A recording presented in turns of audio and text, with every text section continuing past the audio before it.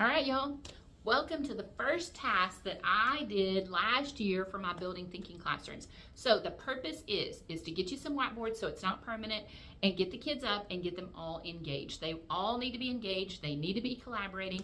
I'm a Texas teacher. I teach 8th grade reading, and I feel like that this contributed last year to my 93% success rate, my pass rate on the STAR, and over 70% of my kids got 5s or higher, and I think it's because I had them do this all year long. They loved it. They were all engaged. I did it for my T-test. I'm a Master Distinguished Teacher on TIA.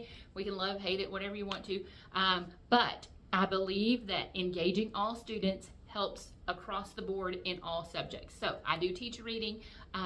So let's look at what the first task would be that I would give the kids. If you're reading them, following along in the book, if you need the book, go up to my link. It takes you to my storefront. It's orange. You can see it. And you can get it. You definitely will need it. I don't follow it to the T. This is what worked for me in my classroom. And it says to do non-curricular tasks first to get them engaged. I don't have time for that. I'm a 4-day-a-week school.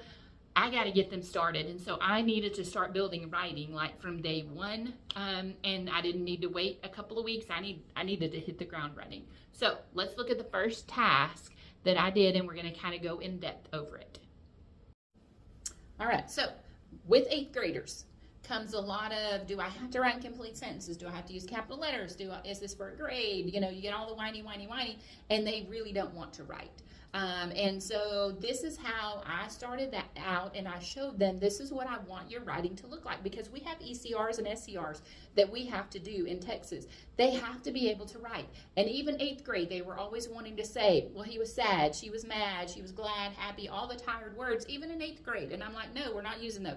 So what I did is I have 6 groups, and so what I did is I put them in groups, and I use grouper.school. It does it in a second. We change groups every single day, like literally it's a click. So if you have questions about grouper.school, let me know. I can help you with that as well, but you can literally go get a free account. You change your groups every single day. So they would get in their groups, and when they got to their groups, I would let them know what we're going to be doing today. And today, first task, I've already kind of explained Building Thinking classrooms to them, but the first task I put on all around the room was different words to describe. So I had the word angry. So the task was, they couldn't tell me, they couldn't use the word angry, they couldn't use a synonym for angry, but they had to show me by their word choices, how would I know that someone was angry? They couldn't say mad. You know, they couldn't say frustrated. They had to show me, and I had some pretty strict rules with it. So I put an example on the board of what I would expect and what my kids actually did. They actually had a lot of fun with this. So we all took turns, and so what I would do is, what I did is a round robin, because I wanted it to be fun for the kids, and then we voted. So round robin, I set the timer for 2 minutes, and they rotated boards. Every 2 minutes, the timer would go off, they'd go to the next board and choose that word, whatever it was. Happy, they had to show me happy. Then mad or sad or glad or whatever words I had around the room. And then at the end, I went to each board and I picked a winner at each board that came up with the best sentence showing me, not telling me, okay? So I'm gonna show you an example of what I would expect the kids to write. Mind you, I teach 8th grade. This is what I expected the kids to write, and they did. So Roger slammed his backpack onto the desk, his jaws clenched and eyes narrowed as he stared straight ahead without saying a word. So this is showing me anger. He slammed his. This is what I want the kids to write. I don't want to say that Roger was angry. Like, show me. I need you to be descriptive, because if we're wanting them to get points on the ECR, they have to be descriptive. They have to describe and explain things. So this is going to help with their writing. So I did that for their very first task. That was the first task that we did when I put it on the board. Now, you can do this multiple times, and I did this multiple times. This wasn't the only day that I did this, because I wanted them to practice. And so when they would practice in their writing, I would say, okay, make sure that you show me, not tell me.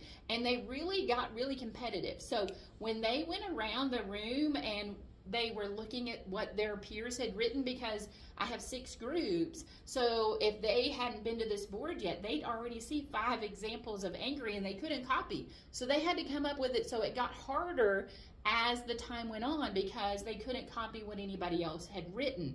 So This would be the first task. You're getting the kids up. You're getting them engaged. They're excited for learning. Like, the kids love to come to my class. I tell them it's hard, and they'll tell you, I wouldn't want to take my class. That's what I say. I wouldn't want to take, and I tell them it's going to be hard, but you know what? You can do this. And I set the bar super, super high. I do. I set the bar high, and my class is very hard, but they do it, and they rise to the challenge, and they're so proud of themselves for being able to do things that they didn't think that they could do. So at first this might be intimidating for them, but the more that we do it, the more they're going to get used to this kind of thinking, and it really does make them think. And the tasks only get harder and harder, and some of the questions and the tasks that I did, they were stinking hard, and I was super proud of them by the end of the day that they did it. You know, I'm like, oh my gosh, I don't know how they're going to come up with those answers. But you know what? I didn't shy away from it. I made sure it was hard and it was challenging, because the growth happens in struggle. So you have to let the kids struggle. You have to. Yes, you're there, but they have to struggle on their own. So I hope that you're enjoying this Building Thinking Classroom series that I'm doing. I will be adding some other tips and tricks as we get closer to the fall, but make sure that you subscribe so you can get updates when I add new content, and I will be adding content regularly to help you get ready for the fall. If you have questions, if you're like, well, how do you do this and how do you do that? Like, let me know. Like, that's going to help me create content for you, because I really am trying to help you. It is my passion. Yes, my passion is teaching kids. That's why I've done it for 25 years. But really, I love helping teachers. And that's really where I just love it. And I love helping teachers and sharing what I've learned over the years. Not that I do everything right, not that I'm perfect, and not that I'm the best teacher out there, because I know that I'm not. But I can help in some areas that I feel like I excel at, and trying to get the kids engaged and creating relationships with them, I excel at that, and I can help you with that.